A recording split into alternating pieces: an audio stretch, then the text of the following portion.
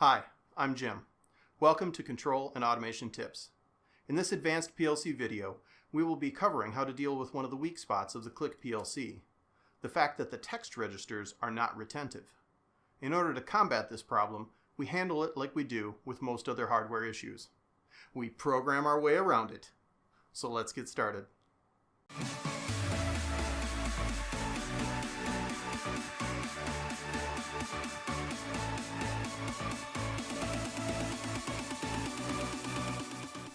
I have the Seymour Micro HMI set up with the CLICK PLC for this demo. The HMI is set up with a very simple screen containing one field for text entry. And in this field we have a single register allocated to text 1. If we switch over to the PLC, you'll see that we essentially have no program, just a single end instruction. This is okay, as it's merely needed to show the value of the text register coming from the HMI. Bringing up the text view, we can see text registers 1 through 20 currently contain no values. I'm going to enter some characters into the HMI.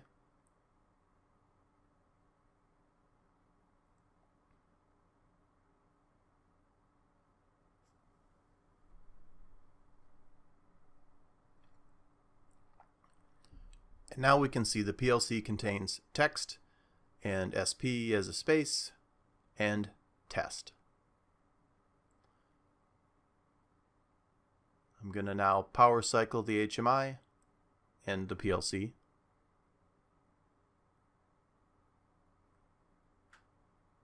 And the PLC will come back online here, but if I move this window, you can see that we have indeed lost communication.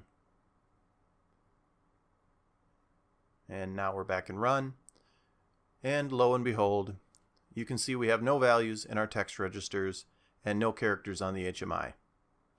This is the problem we have to solve. Looking at the memory registers in the CLICK PLC, we see the TXT register designation called out as a text data register having a size of 1,000 characters of 7-bit ASCII2 type and is listed as never being able to retain values.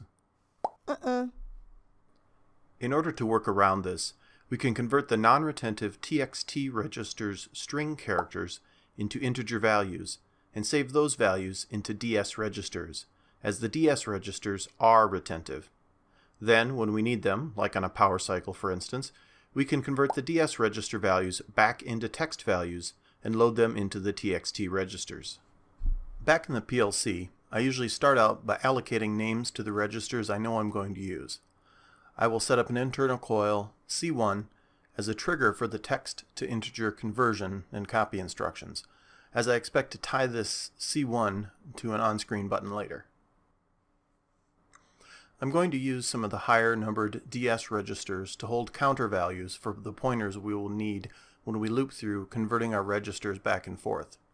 DS 4001 will be the indirect address for the integer values, and DS 4002 will be the indirect address for the text register values. The next step is to add 2 subroutines, one to hold our text to integer conversions and one to hold our integer to text conversions. Since these chunks of code are executed only when we need them, setting them up in subroutines to be called from the main program as needed is the best way to go. I next add in logic in the main program to call these subroutines as needed. The text to integer write will be triggered from a screen button press in this demo, but in reality could be triggered from a screen change or some other event.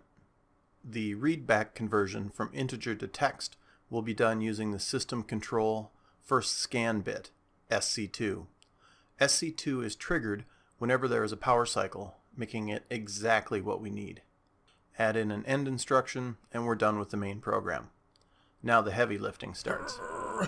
Opening the write text to int routine, we start off by setting up some copy instructions to first initialize variables whenever the subroutine is called.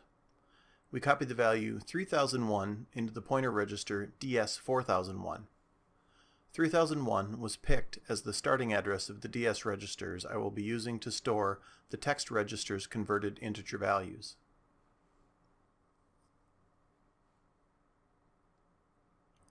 Another copy instruction will be used to initialize the text register pointer DS4002 to 1, as I'm starting at TXT1, the beginning of the text register's memory locations. When the program loops through, converting values, TXT1 will be stored in DS3001, TXT2 will be stored in DS3002, and so on. The for instruction is used to set the number of times to loop. I'm setting it to 999 as the CLICK's text register size is 1000. Since I'm going to be using TXT1000 as a temporary storage, I can't convert that one. Note that if you only need to use a smaller number of registers, the number of times the program loops can be reduced to what is needed. This is a benefit, as looping can greatly extend scan times. Since indirect addressing cannot be used in a compare statement, I need to use TXT1000 to store the value indicated by pointer DS4002.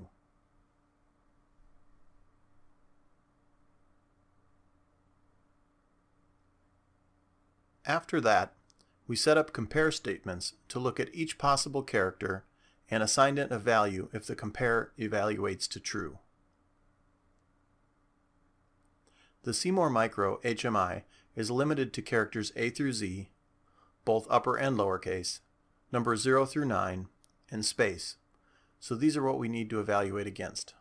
Luckily, we can use an indirect address in a copy instruction. Otherwise, our job would be much harder.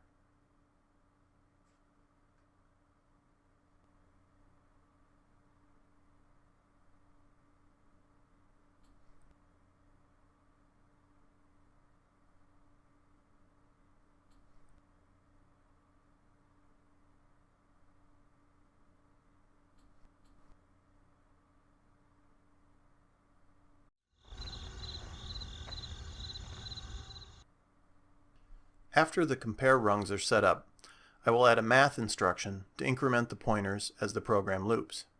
Since we know everything inside the loop will be executed only as many times as the loop is set, we don't need to worry about one-shotting the instructions.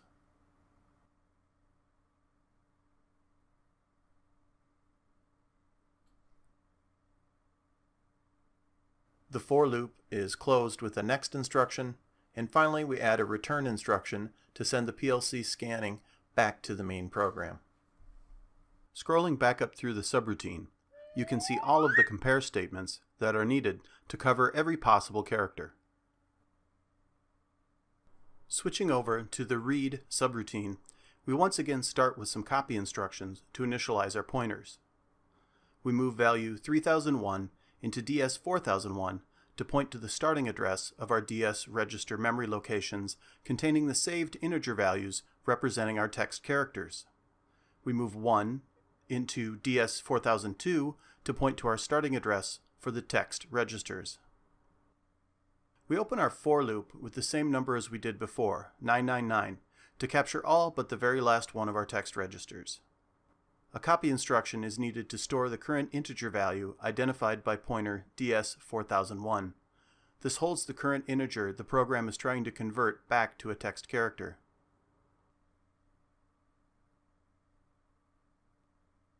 And like our other subroutine, we start the long and arduous journey of coding in our compare statements.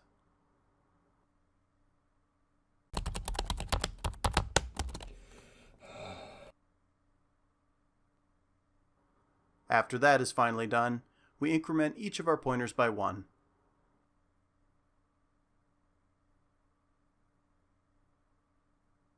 Slap on a closing next statement, end the routine with a return statement, and by now this should seem like a serious case of déjà vu. What did you just say? What is it? A déjà vu is usually a glitch in the matrix. It happens when they change something. Switching back to the HMI construct, let's architect a button to trigger our text-to-integer write routine. I'll change the label to Save, switch the colors a bit, and tag it as Save Button. we will connect it to trigger context C1 in the PLC. We will also want to make sure we make it a momentary button instead of the default toggle. Download it to the HMI and we're good to go. Before I forget, we also need to download our new code to the PLC.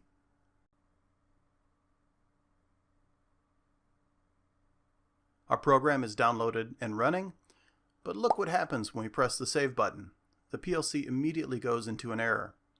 A quick check of the error shows that we are exceeding the scan time on the watchdog timer. In the scan time monitor, we see that our maximum value was around 380 milliseconds. This is how long our write took to complete the loop. We can circumvent this problem one of two ways. First, if we are only trying to make a small amount of register values retentive, we could shorten the for loops in each of our routines to only what is needed. This has the added benefit of freeing up some DS registers that are currently tied up in the write. Or, we can adjust the watchdog timer setting to something larger than our greatest scan time. Since we are maxing out at about 380 milliseconds, I'm going to set it to 500 milliseconds to give us a bit of headroom. Keep in mind the max scan time will change as you add logic to your program. The error will clear when we download our program again.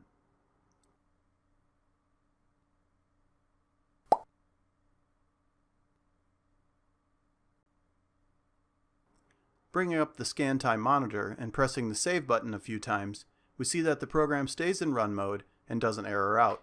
Yay! Now let's test the functionality. I have opened a text view window and a data view window to show the first 20 text registers and their corresponding integer values that the text registers will be saved to. I'll enter some text and we can see it populate the text view window. Now if I hit the save button, the text is converted to integer values and saved in our DS registers.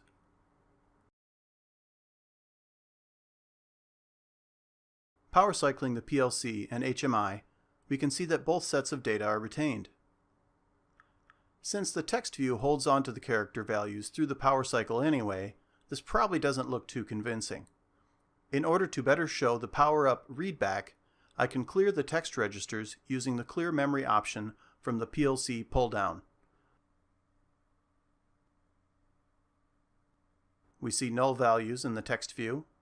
I will power cycle the PLC and HMI once again. And when communications return, as indicated by the red lost comm changing to a green run, we see that the text view becomes populated with what was previously saved to the DS registers. Well, hopefully that made sense and will come in handy for you in the future. If it did, please feel free to click on like, and if not, well, there's that other button too. Remember to subscribe if you haven't already, and I'll see you in the next one. Thanks for watching.